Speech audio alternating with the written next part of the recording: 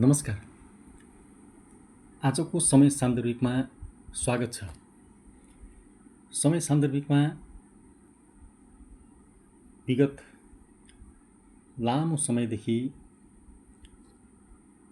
जुन देशको बागडोर चलाएर विभिन्न परिवर्तन हुँदै अहिले समयको अवस्थामा प्रजातन्त्र आउनुभन्दा अगाडि पनि राणा शासनकालमा पनि विकासका खाकाहरू तयार भएका हुन्। त्यो समयअनुसार खाकाहरू तयारी पनि भएका हुन् र हामीले हेर्दा विभिन्न ठाउँमा चाहिँ तत्कालीन समयमा विशाल भवनहरू बनाइएका थिए। शिक्षाको लागि दरबार हाई स्कुल लगायत अन्य स्थापित भए र त्यतिखेर एउटा कतिपय गलत पनि थिए र कतिपय सही पनि थिए। सबै कुरा गलत नै भनेर पनि हामीले भन्नु हुँदैन र समय कालखण्ड अनुसार देशमा प्रजातन्त्र ल्याउनका लागि फेरि आन्दोलन भयो। तत्कालीन समयमा जनताहरूले बोल्न पाउँदैनथे, आफूले मन लागेको कुराहरू गर्न पाउँदैन थिए।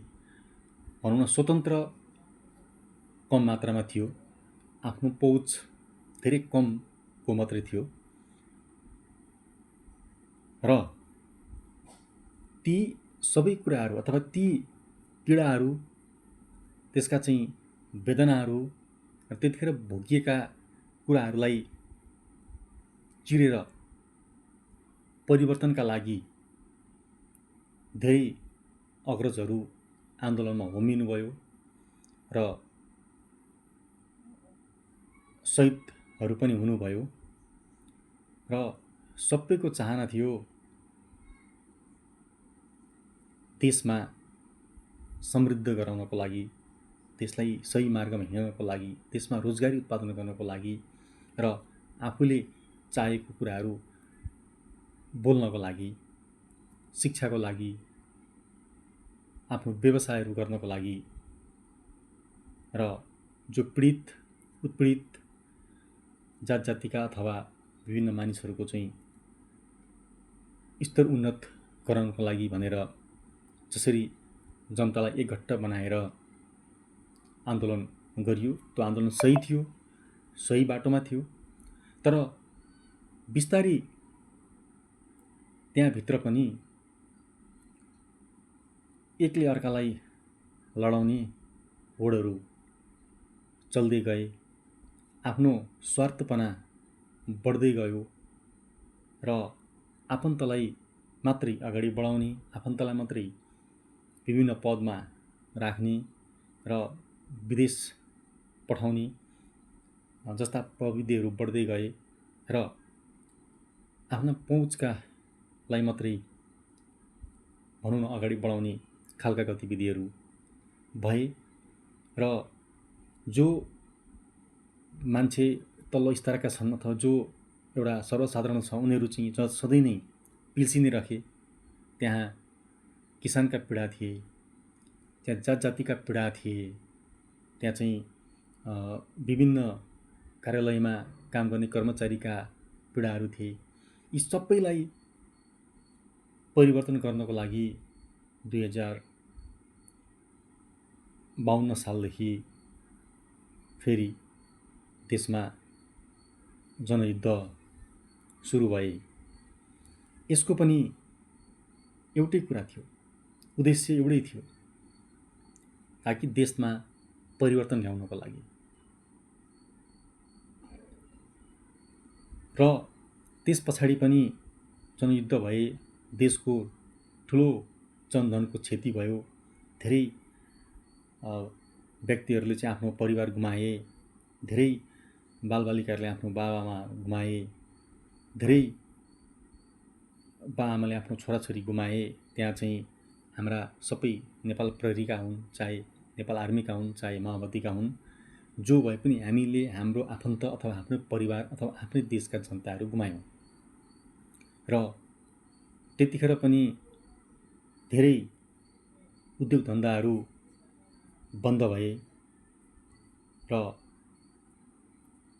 दोहोरिँदै गरेको विकास, कसो तल हिँडिरहेको विकासलाई पनि रोकियो र फेरि हामी धेरै वर्ष पछाडि सर्यौँ।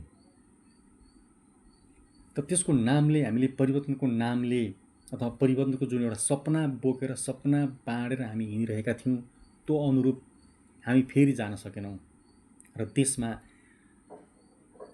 चाहिँ राणाकालभन्दा, प्रजातन्त्रभन्दा चाहिँ गणतन्त्रमा फेरि ठुलो भ्रष्टाचार, आफन्त, व्यतिथिहरू झन् बढेर गए। झन् पावरवाला मान्छेले जे पनि गर्ने खालको मनोबल बढ्दै गयो र पार्टीभित्र र कतिपय मानिसहरू सही विचारको पनि हुनुहुन्थ्यो, सही बाटोमा पनि हिँडिराख्नु भएको थियो, सही काम पनि गरिराख्नु भएको थियो, तर उहाँहरूलाई पन्छाउँदै गलत प्रविधिका मान्छेहरूलाई अगाडि बढाउँदै लगियो र पार्टीभित्र पनि राम्रो भन्दा पनि हाम्रोलाई चाहिँ लिएर जाने प्रविधिहरू हबी गए, बढ्दै गए र यो एउटा अन्याय र अत्याचारको एउटा सीमा नागेपछि एउटा युवाहरूले पनि अब यो तरिकाले हुँदैन, हामीले देशलाई अगाडि बढाउनुपर्छ, निकास दिनुपर्छ भन्ने हेतुले र आम युवाहरूले चाहिँ एउटा जुन परिवर्तनको लागि चाहिँ एउटा क्रान्ति भयो र त्यस क्रान्तिमा पनि हाम्रै क्षति भए, हाम्रो आफ्नै घरको क्षति भयो, हाम्रै भवनहरू डढे, हाम्रै कार्यालयहरू डढे, हाम्रै कागजपत्रहरू डढे। त्यो फेरि हामीले नै भोलि बनाउनु थियो र यसरी क्रान्तिको नाउँमा, यसरी परिवर्तनको नाउँमा जसरी आगजनी विध्वंस गरिन्छ त्यो वास्तवमा एकदमै गलत हो। यो कुनै पनि पार्टीले अथवा कुनै पनि एउटा नेतृत्व लिने मानिसले यो पटक्कै गर्न हुँदैन। र जो हिजोको दिनमा सरखरा थिए उनले गलत बाटो देखाएर आयो, उनले पछाडिको पिँढीलाई पनि उनले सिकायो। केही कुराहरू पुरा भएन भने टायर बाल्ने, हुलहुद्दा गर्ने, डढेलो लगाउने, तोडफोड गर्ने, नाराबाजी गर्ने जुन एउटा गलत नजिर बस्यो, यसलाई अझै पनि रोक्न सकेको अवस्था छैन। यो झन् विकराल बन्दै गइरहेको अवस्था छ र यसले हामी कसैलाई पनि फाइदा गर्दैन। आज हामीले एउटा परिवर्तनको नाउँमा विध्वंस गरेर हामी भोलि सरखरा गयौँ भने त्यो हामीले नै विकास गर्ने हो, त्यो यही देशको स्रोत साधनबाटै विकास गर्ने हो र ती भकालाई पनि हामीले तोड्यौँ भने हामी तोड्ने, फेरि बनाउने, फेरि तोड्ने, अब हामी कसरी अगाडि बढ्ने त? देशलाई कसरी समृद्ध बनाउने त? कसरी रोजगारी बनाउनेमा चाहिँ विकास गर्नेछ? अनि एकले अर्कालाई खुट्टा तान्ने, एकले अर्कालाई दबाउने, लडाउने र एकले अर्कालाई सरकार ढाल्ने। अहिले जो सरकारमा छ यो सरकारलाई हामीले सबैजनाले हेरौँ न, हामी सबैले भोट दिएर पठाएको हो नि त। कम्तीमा 5 वर्ष हेरौँ, त्यसपछि पनि भएन भने त सो त छँदैछ नि। हामीलाई 2-3 महिनामै छटपटी हुन थालिसक्यो। हामीले गर्ने काम चाहिँ सबै राम्रा, चाहे त्यो राम्रो होस् या नराम्रो होस्, तर अरूले गरेको काम सबै गलत भन्ने प्रविधि, मानसिकता चाहिँ हामीले परिवर्तन गर्नुपर्छ। र भोलि यो सरकारलाई पनि ढालेर फेरि अर्को सरकार आए पनि फेरि 1-2 महिनामा फेरि त्यही नै हुन्छ कि हामी नेपाली जनता सरकार ढाल्ने, सरकार बनाउने, सरकार ढाल्ने, सरकार बनाउने, विध्वंस गर्ने, ध्वस्त गर्ने, डढाउने अनि फेरि बनाउनेमै हामी अल्मलिराख्ने। यसमा मात्रै विदेशी ऋणहरू चाहिँ लगाइराख्ने। सबैजना मिलेर कसरी देशलाई अगाडि बढाउन सकिन्छ, देशको समृद्ध विकास गर्न सकिन्छ, देशमा रोजगारी उत्पादन गर्न सकिन्छ, स्वास्थ्य र शैक्षिक क्षेत्रलाई कसरी चाहिँ अब्बल चाहिँ आत्मनिर्भर बनाउन सकिन्छ, कसरी चाहिँ व्यावहारिक बनाउन सकिन्छ र मान्छेलाई कसरी अनुशासित बनाउन सकिन्छ र हुल हुज्जत गर्न हुँदैन, तोडफोड गर्न हुँदैन, बन्द हडताल गर्न हुँदैन, यसले हामीलाई नै असर गर्छ भन्ने मानसिकताको चाहिँ विकास हामी गरौँ न। त्यो चाहिँ हामीबाट सुरु गरौँ। हरेक राजनीतिक दलले, हरेक सरकारवाला निकायहरूले चाहिँ त्यो खालको चाहिँ बाटो विकास गरौँ र सबै कुरा वार्ताबाट निकास खोजौँ र गलत कुरालाई वार्ताबाट हटाएर सही कुरालाई ल्याउँ र यो तोडफोड आगजनी सबै राजनीतिक दल, सबै समुदायले बन्द गरौँ। अहिले हेर्न सकिन्छ सबैभन्दा पीडामा सबैभन्दा पीडित कृषि प्रधान देशका कृषकहरूको अवस्था छ। बिचराहरू बिहानदेखि घन्टौँसम्म लाइनमा बसेका छन् र उनीहरूले समयमा मल पाइरहेको अवस्था छैन।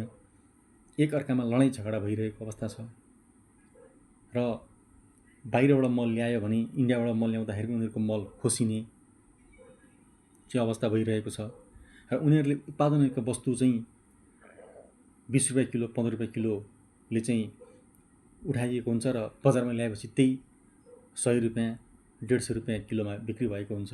त्यो किसानको अवस्था हेर्नुहोस्। यो कुराहरूलाई चाहिँ हामी सरकारलाई मात्रै ताक्ने होइन, यसमा स्थानीय निकाय अथवा सरकारवाला जुनसुकै पार्टीका मान्छेले पनि हामीले यो कुरा जनताको हेरौँ न।